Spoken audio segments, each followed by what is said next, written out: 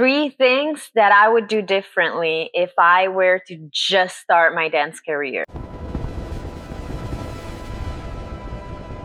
Hello everyone and welcome back to my channel. So today we are gonna talk about something very interesting, which is three different things that I personally would have done differently if I were to just begin my dance career. I think this is a really good question. I feel like I've heard from many dancers so many different answers. So I don't know. I think there's like very similar things that most dancers, like most experienced dancers think, and other things that are really just like very personal to that specific dancer. So it took me a little bit to come up with just three things. But I think I got it. The third thing I would do differently if I were to just start my dance career would be ditch the perfectionism, which is one of the hardest things. So that's why I think like experienced dancers sometimes have the upper hand on like some auditions and some jobs in general, because the perfectionism gets like forgotten with experience. I think every dancer at one point in their life, every artist has been a perfectionist. I think perfectionism can be a superpower if used correctly, but it can also be one of the biggest weaknesses that an artist has. Why is that? Well, perfectionism can bring a very high level, like, a very good quality work. But also, most perfectionists do not want to put out that work unless it's perfect. And guess what? Perfection doesn't exist really. So what perfectionists tend to do is working on a project, working on a choreography, an art piece, something, and then constantly doubt themselves and their work. They doubt the process, the result, if it could be better. They restart, they redo it, they try to perfect it, and then they go back, and oftentimes they just feel overwhelmed and they never release that to the public. So now you can see why that could be a problem for a young dancer, because maybe you go to class and you cannot do a choreography very well, and so you beat yourself up and you just think you're really bad. Meanwhile, no, you're not bad, you're just learning, because that is a part of the process. Now, I am not saying you gotta post every single thing you do, but I do think there is a lot of power in just letting go that feeling of perfectionism that is holding you back, and it's just keeping you there. Like, you are not progressing, not because you're not good. You're not progressing because you're a perfectionist, because you think you're not good enough, because your art is good, your dance is good, your skills are good, but you're not letting yourself make that step and make that progress because you constantly stop yourself.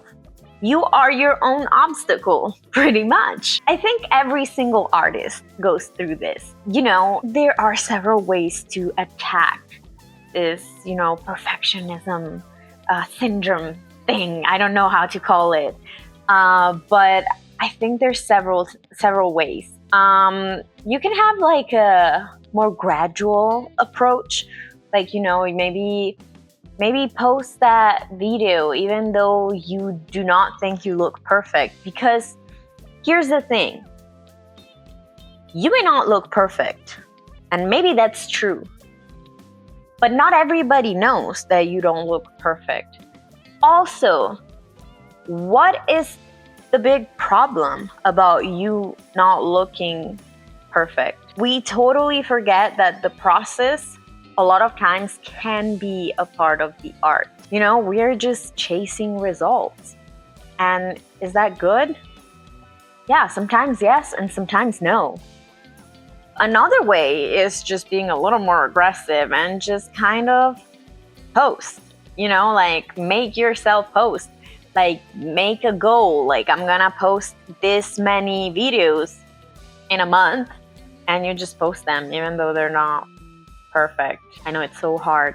It's so hard. I remember initially I would like spend hours kind of like making sure that every detail in my posts and every detail in the pictures and the caption was making sense and there wasn't any flaw. Obviously, I did find always so many flaws because I was a perfectionist. Like, I think, you know, I still am a perfectionist, but I'm an experienced perfectionist. I'm a matured perfectionist. So now I know when to let go, you know? I practiced. I took the habit of just kind of letting go and just letting myself be seen. You're literally like blocking your own progress. You're not putting yourself out there because you think you need to be a different you to let people see you. And that is so wrong. You have to show yourself as you are. You can improve, but you are still you. Sometimes we get into our head that we think that if we achieve that result or that aesthetic, we are better and therefore we are a different person. No, you're still the same person. Find ways in which you can let go of the bad side of perfectionism. Like if you can keep some perfectionism that like lets you do a very good job, but still you know when to let go and just be like, it's fine, like I'm just gonna go for it, I'm gonna let it go. Great. Each person can find different techniques and ways to let go of their own perfectionism. Point number 2. Ooh, I have it. It's so hard to like come up just with 3 because there's a lot of things that I think I would do the same, and there's a lot of things that I would change. But I'm trying to get the ones that I feel they're the most meaningful and the things that could make the biggest difference. Point number 2 is I'm trying to decide if number 1 and number 2, which one is more important. I got it. As cheesy as may sound, stop comparing yourself to others. All the 3 points are kind of connected, and it's the thing we hear the most in a dance career, in an art career, but it's so true. And there's so many different ways.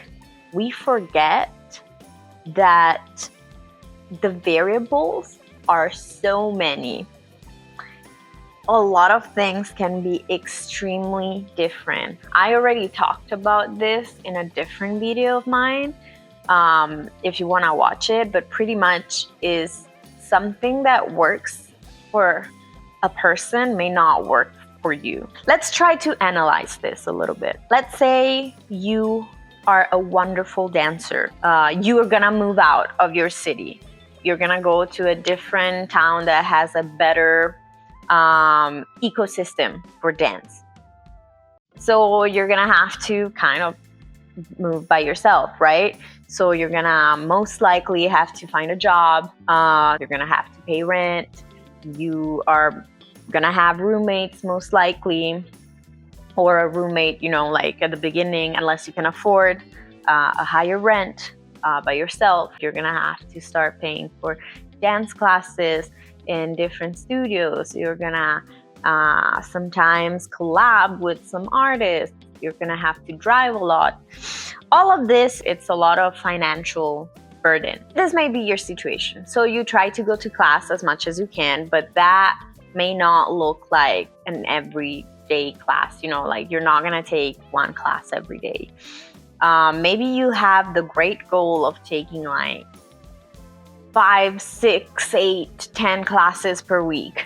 But then you start realizing, oh, I have to work more because I just don't have the money to pay for rent and bills and car and insurance and all. We all know.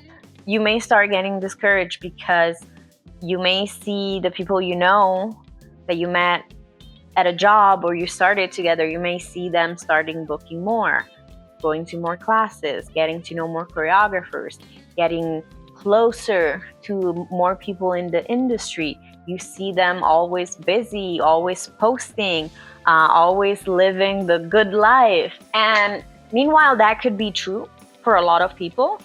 First of all, you don't know what these other people are doing to support themselves economically. Second, you don't know if all the gigs they're taking are actually paid. You don't know what kind of help there is behind. It may also be that they're just thriving, they're just booking, and they're just making money, and that is great. But you don't know. That is why you always have to avoid comparing yourself to others. Some people are just lucky that have the financial freedom to just move and maybe not think about rent or bills, and maybe they don't need a job to support themselves, and so they can just focus on taking classes and trying to book as much as they can. Maybe people have side hustles. Maybe people have different things. People make it work in different ways. All these different ways are not always shared with you, so you don't know. You cannot trust Instagram. You cannot trust social media. You cannot trust in general what you see. People's lives are much more complicated, so we just cannot take it for granted that like they're doing better than us, they're better than us because they're booking more.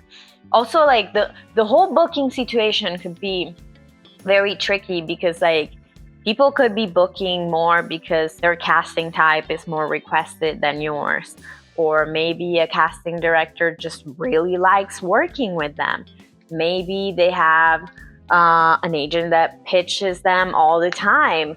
Maybe they're just good. Maybe they have a great headshot. There are so many reasons why a person could be doing better than you. Stop comparing yourself and just really focus on your own work and your own career. You kind of have to be present and see what's going on in the industry. Just remember, do not get swollen by bad feelings of like jealousy, envy, or stress. Don't be sad because you're not like them. You are you. Them is them.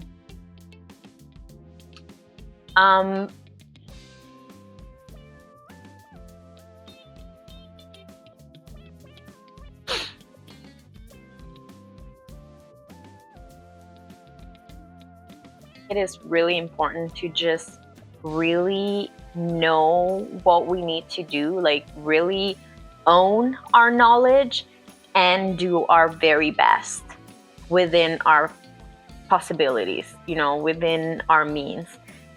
Because when you look too much at others, you totally lose focus of yourself and your worth and your work.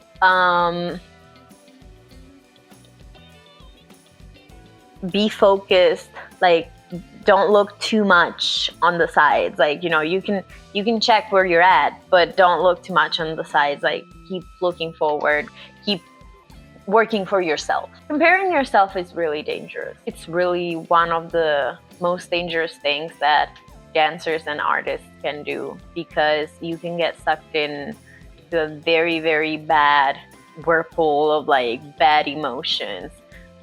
Meanwhile, you don't even know why the other people are succeeding. And sometimes it's not even like that the other people are succeeding and you're not.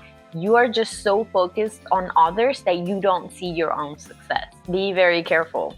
That is definitely something I would address immediately when starting a dance career. Number one is connected as well, and it is, do not care about what others think. It does go hand to hand with don't compare yourself, but I think it is a little different. Your life is your life.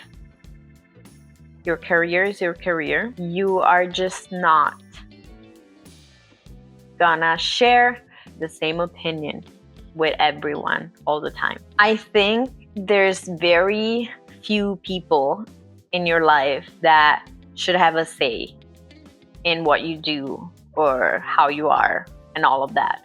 And I think it's extremely important that you are very careful in who you allow in your life at that level. Meaning you can have friends, you can have best friends, you can have family, but that doesn't mean that their opinions should matter for your career and your life in general. Just be very mindful on who is that, that close to you. Who do you trust, really? Humans are really fragile. Sometimes friends may not be that close of friends. Sometimes it could be malicious, but a lot of times it could be insecurity. So just really do not listen too much to other people's opinions, because sometimes they mean well, other times maybe they don't. But at the end of the day, if there's something that you want to try and you think it could benefit your career, it's ethical, just do it. Just do it. I know you're gonna be scared of people's judgment, but that is just normal. That is human. That's just gonna happen. So you're gonna have to kind of get in the habit again. It's still like the perfectionism. You're gonna get into the habit of just caring less and less about what people may think of you. Truth of the matter is, a lot of times people are not even focused that much on you. You may think they are thinking about what you're doing, watching, and saying bad things about you. And the thing is, yes, they may say bad things about you. They may not like you. They may have a bad opinion about you. But also, a lot of people don't. And also, you don't know until somebody tells you to your face. You don't actually know what people are thinking. And that's great. Sometimes you're gonna get some people that just don't like you. Sometimes you're gonna get a few haters here and there. It can be just a result of miscommunication. It could be a result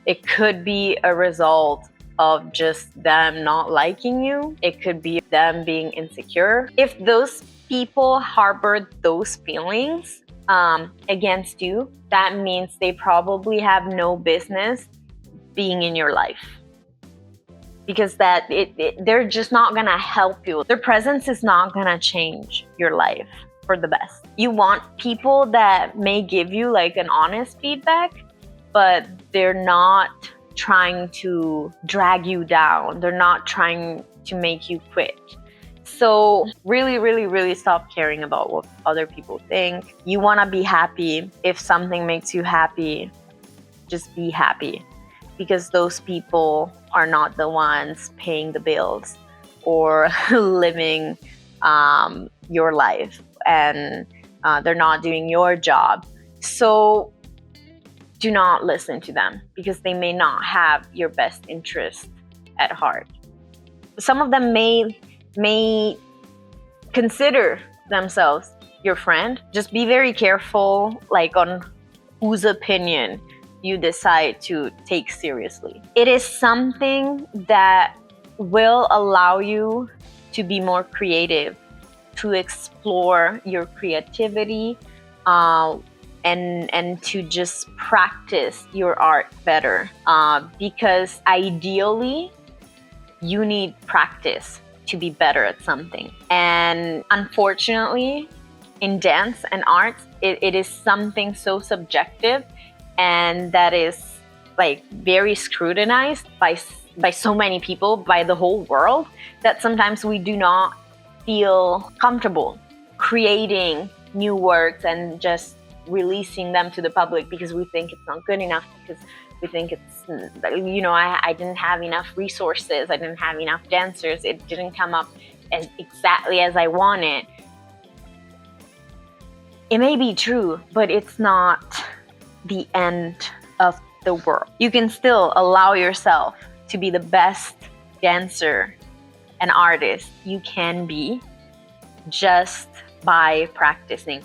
And that practicing will require you to not care about what people think, will require you to detach yourself from a lot of different opinions, will require to be less perfectionist, will require to just not compare yourself. So these are the three main things I would do differently as a new dancer, like as somebody that is starting a dance career. Also, these are the three hardest things to do. I think these are the things that it took me the longest to own and realize within my dance career. So good luck with that. It takes a little bit of practice. It takes a little bit of crying here and there, maybe sometimes, all good. It may take a little bit of discouragement, but it does help. It does help. You get to a level of maturity that you just own who you are and what you have, and you know what you're capable of, and you know your worth. So it's really good, but it's gonna take a lot of time. Thank you so much for watching this video. We will be back. Sorry, I'm checking my calendar because this February is gonna be a very interesting month. First of all, it's gonna be my birthday, but I have had a few jobs that were very exciting. Some of them I cannot talk about it, but also I have a very interesting schedule ahead of me. A little bit of traveling, a little bit of different things, performing, teaching, choreographing. It's gonna be good. We'll be back with a new video next week on Thursday. I'm gonna try to stick to Thursdays. It's not always gonna be possible, but I'm gonna try to stick to Thursdays. Thursday, new video. If there's anything you wanna know, if there's a specific question about being a professional dancer or choreographer or something about the dance business, please comment below, let me know. Follow me on all platforms. We have Facebook, Instagram, LinkedIn, YouTube. I don't even remember anymore everything, but TikTok, TikTok. So I'll see you next week. Happy dancing week. Bye.